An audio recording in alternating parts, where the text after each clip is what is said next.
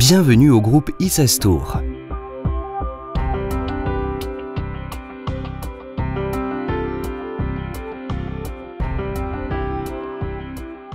Le groupe Isastour est constitué par un ensemble d'entreprises spécialisées dans la création et la maintenance d'infrastructures en rapport fondamentalement avec les secteurs de l'énergie et industriel, fortement implantés au niveau international.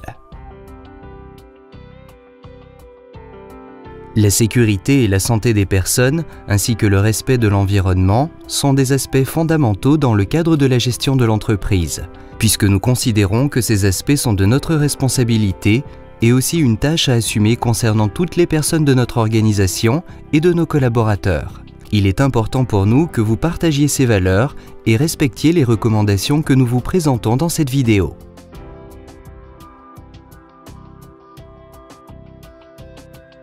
Obligation des travailleurs.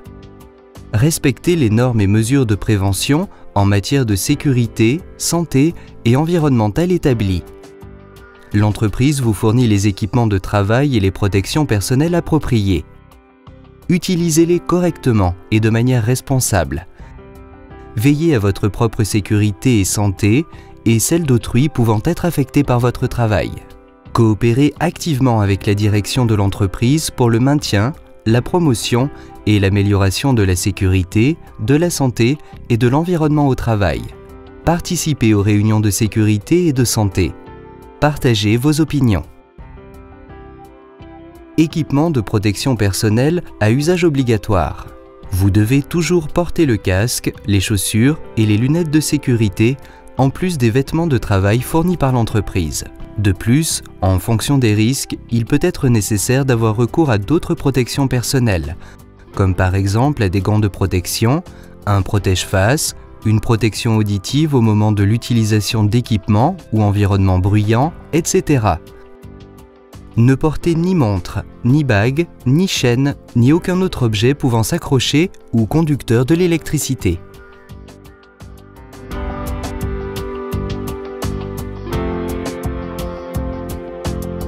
Environnement. L'organisation organise périodiquement des activités variées, afin de minimiser l'impact de notre activité sur l'environnement et de réduire la contamination. Pour contribuer à ces objectifs environnementaux, vous devez faire ce qui suit. Manipuler correctement les produits dangereux. Autant que possible, ayez recours à un système quelconque de rétention afin d'éviter tout déversement sur le terrain. Fosse de récupération au récipient, sol imperméabilisé, etc. Optimisez la consommation des ressources, c'est-à-dire éteignez la lumière quand celle-ci n'est plus nécessaire, coupez les tuyaux d'arrosage et robinets après utilisation, conduisez de manière responsable pour minimiser la consommation de combustible et réduire les émissions de dioxyde de carbone dans l'atmosphère, etc. Vous trouverez sur chaque chantier une zone aménagée pour y déposer les déchets que nous appelons déchetterie. Vous pourrez y trouver des conteneurs ou des espaces clairement délimités et identifiés en fonction du type de déchets devant y être déposés. Il est très important de bien séparer les déchets et de ne pas les mélanger. L'objectif fondamental est que chaque type de déchet reçoive le traitement lui correspondant. Recyclage, réutilisation, valorisation ou dépôt dans une décharge. Rappelez-vous que chaque conteneur ou espace indépendant recueille un type de déchet différent.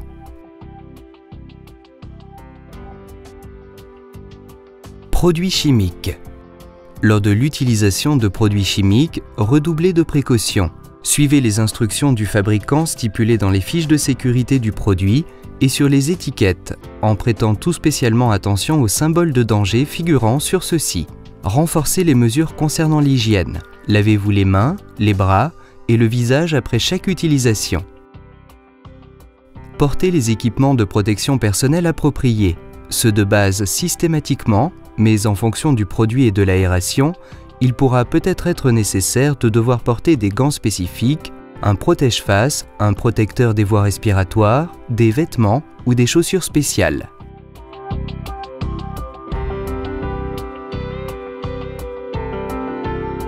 Lieu de travail. Rangement et propreté. Maintenez les lieux de travail propres et rangés.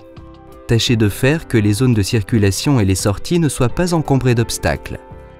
Ne pas fumer, allumer de feu ou produire d'étincelles près de produits inflammables ou combustibles. Disposer d'extincteurs contre les incendies près des zones de travail. Signalisation et protection. Respecter la signalisation sur le lieu de travail.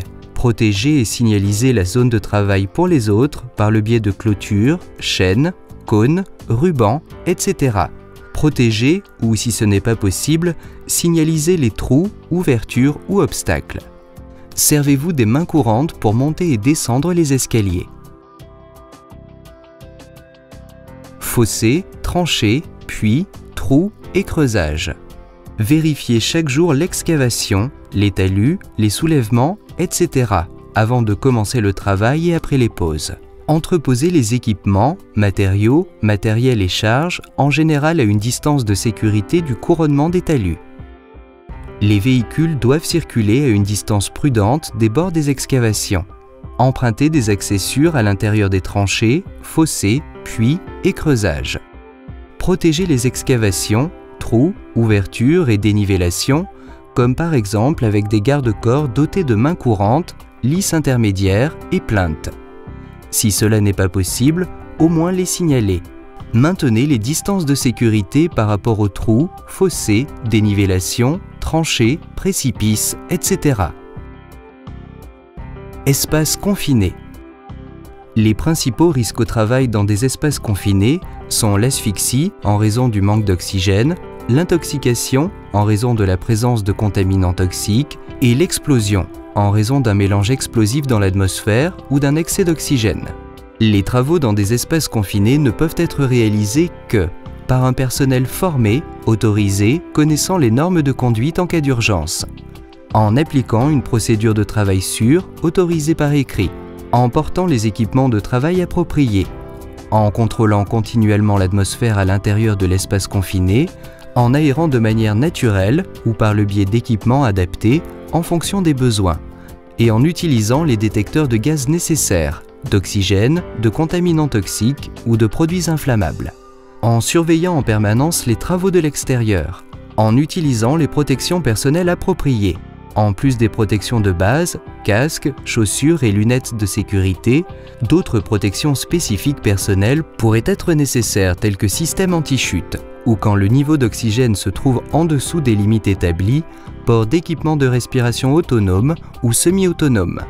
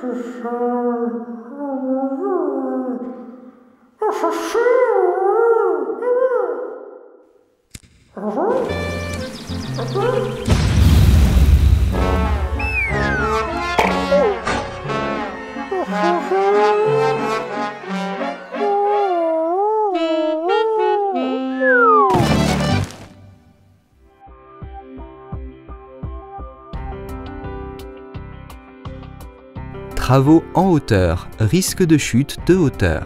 Tout travail avec risque de chute d'une hauteur supérieure à 1,5 m ne peut être réalisé que par un personnel formé, autorisé, connaissant les mesures en cas d'urgence, en appliquant des procédures de travail sûres, en utilisant les protections collectives et personnelles appropriées. Protection personnelle anti-chute. Les éléments composant un système anti-chute sont les suivants: harnais anti-chute, absorbeur d'énergie et longe anti-chute double, ligne de vie ou dispositif anti-chute rétractable. Afin d'utiliser de manière sûre un système anti-chute, vous devez respecter les indications suivantes. Vérifiez l'état du harnais et de tous les accessoires avant utilisation. Enfilez correctement l'équipement. Ancrez-vous à un point d'ancrage résistant situé le plus haut possible, de préférence au-dessus des épaules. Corde d'ancrage en Y. La corde d'ancrage en Y est un élément de l'amarrage qui, quand il est doté d'un absorbeur d'énergie, peut constituer un système anti-chute de base. Ce dispositif est sans aucun doute celui qui permet le plus grand seuil d'autonomie pour le travailleur, aussi bien dans les déplacements verticaux qu'horizontaux. Pour faire un bon usage du dispositif, celui-ci devra toujours être relié à l'anneau pectoral ou dorsal du harnais. De la même manière, les crochets des extrémités doivent être attachés à un point solide et résistant, si possible au-dessous de l'anneau pectoral du travailleur et parfaitement ancré. Échafaudage. Les échafaudages doivent être montés, démontés ou modifiés conformément aux instructions de montage et par un personnel formé et autorisé. Les garde-corps doivent être à la hauteur indiquée par la norme et disposés de mains courantes, lisses intermédiaires et plinthes. Assurez-vous de leur stabilité par le biais de points d'appui, d'entretoisement et autres moyens de soutien sûrs et adaptés. Il faut disposer d'une autorisation pour pouvoir monter sur un échafaudage. Pendant le montage, démontage ou activité sur l'échafaudage, le harnais anti-chute doit être ancré à tout moment. Plateforme élévatrice. Les plateformes élévatrices seront manipulées exclusivement par un personnel formé et autorisé. Contrôlez ces équipements chaque jour avant de les utiliser. Si vous constatez une anomalie quelconque, prévenez immédiatement votre supérieur. Utilisez toujours des harnais anti-chute fixés à tout moment à la structure de la plateforme. Échelle. Vérifiez l'échelle avant utilisation. Montant, échelon, patin, antidérapant, etc. Si vous constatez un défaut quelconque, retirez l'échelle et notifiez-le à votre supérieur. Pendant le transport ou utilisation des échelles extensibles, vérifiez que les parachutes sont bloqués. Vérifiez que la zone de l'échelle en appui est stable et sûre et qu'aucun obstacle ne l'encombre. Immobilisez l'échelle et assurez à tout moment pendant cette opération qu'elle soit maintenue par quelqu'un.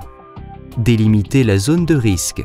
Pour pouvoir accéder à tout endroit avec une échelle, celle-ci devra être suffisamment haute et dépasser le point le plus élevé pour que l'accès soit sûr. La montée et la descente de l'échelle devra toujours se faire de face et les mains vides. Les échelles doubles devront être dotées de dispositifs anti-ouverture et être utilisées complètement ouvertes. Ne travaillez pas à cheval sur les échelles doubles. Ne jamais monter à deux sur l'échelle. Maintenez les distances de sécurité avec les éléments sous tension. Utilisez le système anti-chute à partir de 1,5 m de hauteur de risque de chute. Système d'accès et positionnement. Pour accéder et travailler sur des appuis, portiques, échelles et autres structures, il faut que le personnel soit formé et autorisé. De plus, il est nécessaire d'avoir recours à deux types d'équipements. 1. Un système de sécurité anti-chute, longe simple ou double, aussi appelé longe en Y, toujours avec un absorbeur d'énergie. Dispositif anti-chute coulissant sur corde, rail ou câble. Système de repositionnement automatique, aussi appelé tambour anti-chute ou rétractable. 2. Un système de positionnement, consistant en une ceinture de fixation à un élément d'ancrage ajustable.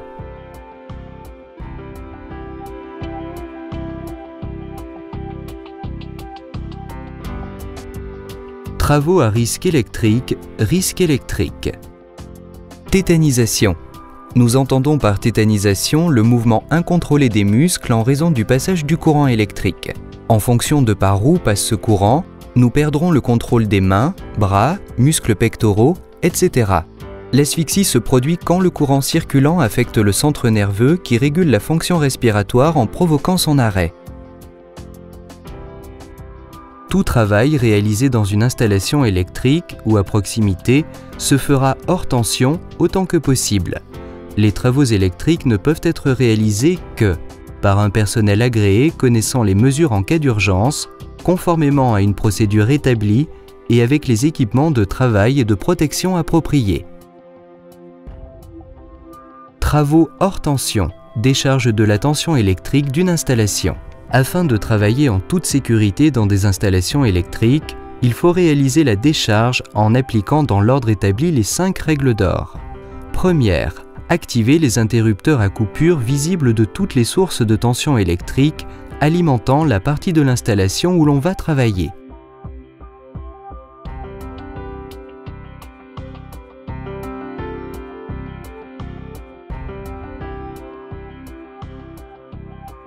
Seconde, éviter toute possible réalimentation en fixant ou en bloquant les appareils de coupure. Signaliser l'interdiction de manœuvrer. Troisième, s'assurer de l'absence de tension électrique en vérifiant au préalable et postérieurement le bon fonctionnement de l'appareil de mesure.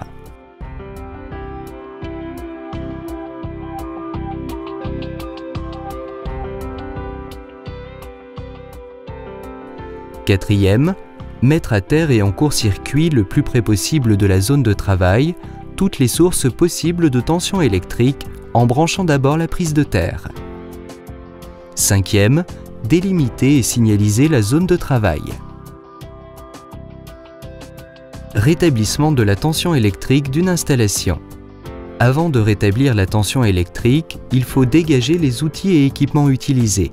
De plus, tous les travailleurs doivent se retirer de la zone à risque. Le rétablissement de la tension électrique doit se faire dans l'ordre inverse à la décharge. Retirer la signalisation, retirer la mise à terre et en court-circuit, débloquer et retirer la signalisation des dispositifs de coupure, fermer les circuits pour rétablir la tension électrique.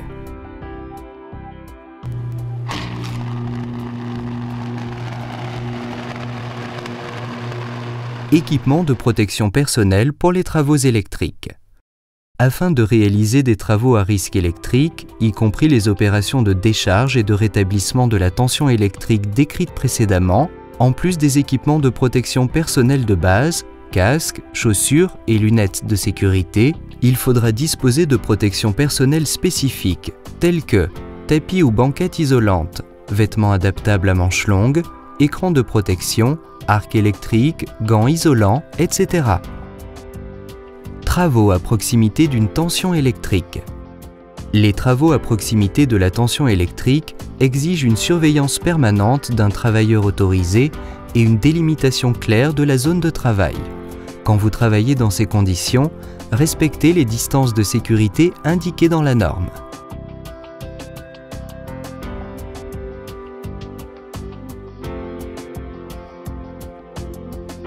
Équipements de travail, machines et outils. Les équipements de travail, machines et outils seront utilisés par un personnel formé et autorisé.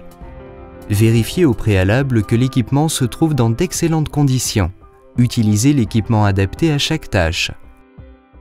Maintenez les distances de sécurité par rapport aux éléments mobiles.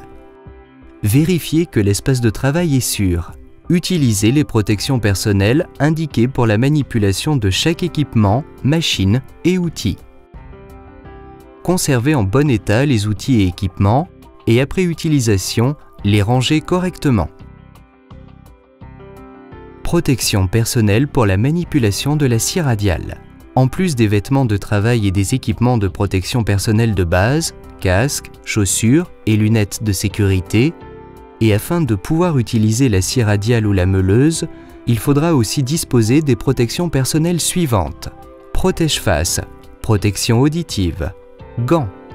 Quand il ne s'agit pas de travaux ponctuels, tablier ou veste de soudeur, et le cas échéant, un masque. Travaux de soudure. Vérifiez le bon état de tout l'équipement de soudure avant utilisation. Tuyaux, valves anti-retour, nanomètres, câbles, etc. Maintenez les bouteilles de gaz toujours en position verticale et maintenues. Contrôlez les étincelles et particules projetées. Protégez la zone avec un écran si nécessaire. Disposez des moyens d'extinction d'incendie près de vous. Autant que possible, soudez dans des endroits aérés. Équipement de protection personnelle pour travaux de soudure. Le soudeur utilisera les protections personnelles suivantes. Protège-face à verre inactinique. Si nécessaire, accouplé au casque, chaussures de sécurité, gants, manchettes et guêtres en cuir, tablier ou veste de soudeur. Si nécessaire, une cagoule et en fonction du type de soudure et de l'aération, protection des voies respiratoires. Levage et transport de charge. Les équipements de levage et transport de charge seront assumés par un personnel formé et autorisé disposant des protections personnelles appropriées. Avant utilisation, vérifiez le bon état de ces équipements ainsi que celui de tous les accessoires auxiliaires de levage. Les crochets disposeront d'un verrou de sécurité. Dans aucun cas l'on ne dépassera la charge maximale de l'équipement ni des accessoires de levage, élingues, estropes, chaînes, crochets, etc. N'annulez pas les dispositifs de sécurité. Signalisez et délimitez la zone à risque. Maintenez correctement la charge par le biais d'élingues et d'estropes adaptées. Ne pas transporter d'objets mal attachés ou mal estropés. Ne passez pas ni ne demeurez sous des charges suspendues ou encore à proximité de celles-ci. Utilisez des cordes pour guider les charges.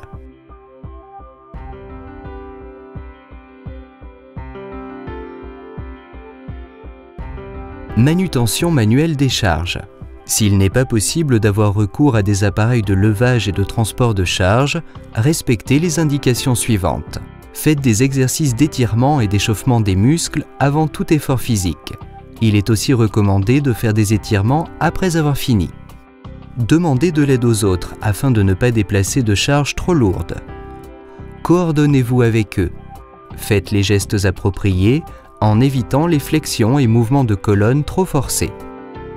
Si vous devez soulever un poids, séparez les pieds en plaçant un pied plus en avant que l'autre dans le sens du mouvement. Tenez fermement la charge avec les deux mains et collez au corps. Relevez-vous doucement en forçant sur les jambes et en maintenant le dos droit. Si vous allez réaliser des travaux de tirage de câble, déroulez-le avec l'aide de quelqu'un d'autre. Au moment de chaque cycle de tirage, placez-vous en alternance à chacune des extrémités du câble. Changez de position avec les autres de la première position à la suivante vers l'arrière à chaque cycle de tirage.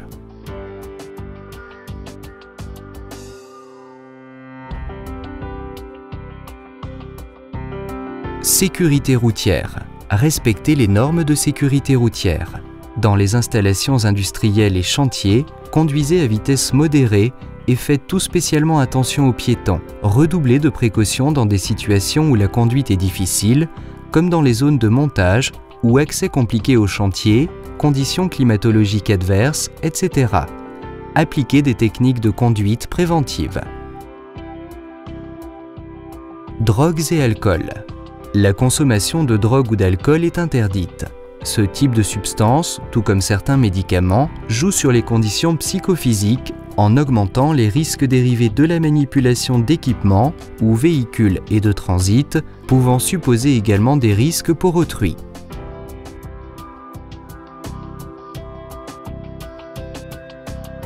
En cas d'urgence, si vous détectez un incendie, communiquez-le à votre supérieur.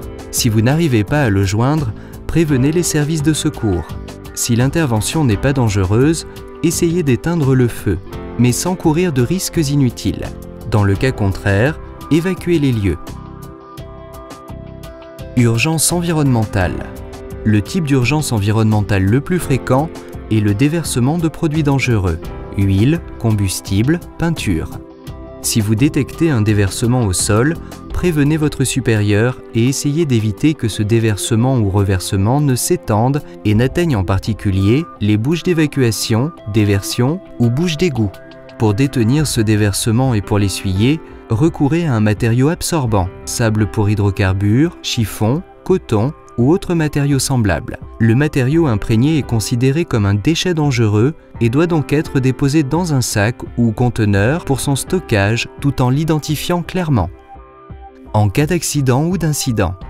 En cas d'accident, il faut s'occuper avant toute chose de la personne victime de l'accident, sans pour autant n'exposer au danger soi-même ou autrui. c'est pourquoi il faudra agir dans l'ordre suivant. Premier, protéger. Vérifiez que la zone est sûre pour la personne accidentée et pour vous-même.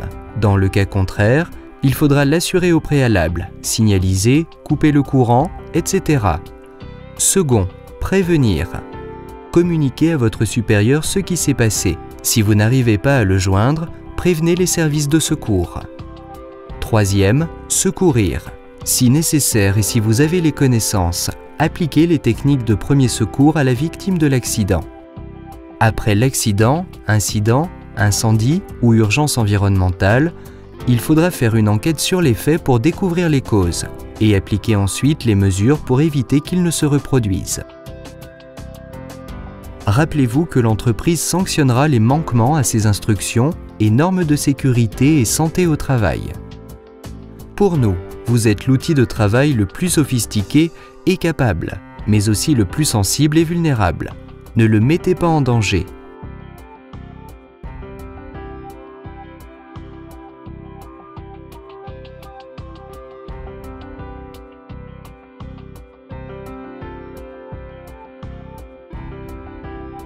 Vous êtes d'une grande valeur et il n'est pas possible de vous remplacer. Bienvenue au groupe ISASTOUR.